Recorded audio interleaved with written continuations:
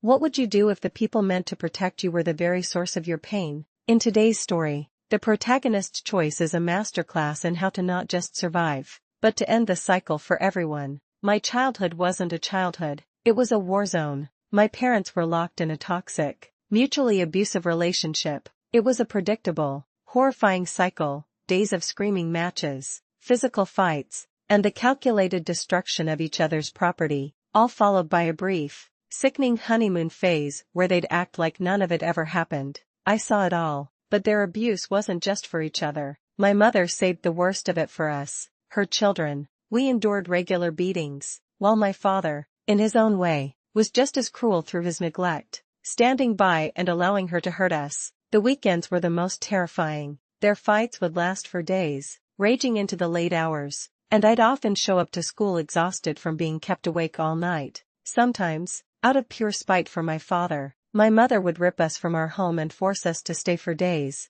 sometimes weeks, with her own abusive family members. This, of course, meant missing school, causing us to fall further and further behind. Friendships were impossible. My parents were so strict that any extracurricular activities were forbidden, branded as meaningless distractions that would corrupt me. A deep, cold resentment began to build inside me. It disgusted me to watch them torment me and my siblings, only to cuddle up to each other later. By my early teens, I decided I'd had enough. I would sabotage them at every turn, and because I had been watching their patterns for years, it was easy. I stole small amounts of money from my father. I found things that were emotionally valuable to each of them and destroyed them. I'd find receipts for purchases they were hiding from each other and leave them in plain sight. I made them both believe I was on their side, getting them to spill their secrets, and then I'd carry that information back and forth, twisting it just enough to amplify their paranoia. And the most twisted part? They never suspected it was me. I was just a reflection of their own behavior, so they always assumed the other was to blame.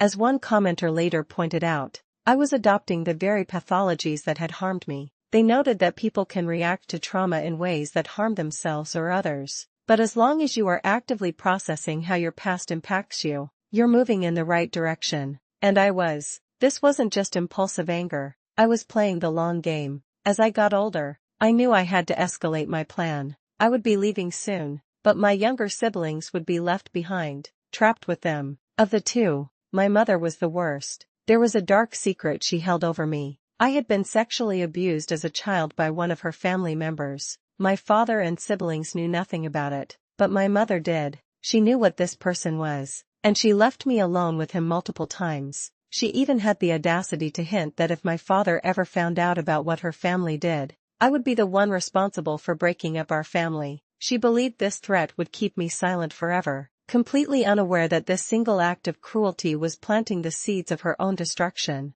My father's flaw was different, willful ignorance. He genuinely believed his role was to go to work, bring home money, and then relax, completely absolved of any other parental duty. I knew it would take something monumental to wake him up. A few months before I was set to leave for good, I made my move. I sat my father down and I told him everything. I told him about the sexual abuse my mother knew about and covered up. I told him how, whenever she took us to her family's house, my siblings were beaten and starved. I looked him in the eye and said, "I'm only telling you this now because I'm leaving, and I need you to wake up and protect my siblings after I'm gone. There isn't any hope of saving anything with me, but there is still time for the others to have a good life." And then, he cried. It was, as one user put it, nuclear revenge. The news ripped through our family and our religious community like a shockwave. All their secrets were out. The family's reputation was destroyed. People who had married into my mother's family quietly packed up their children and left.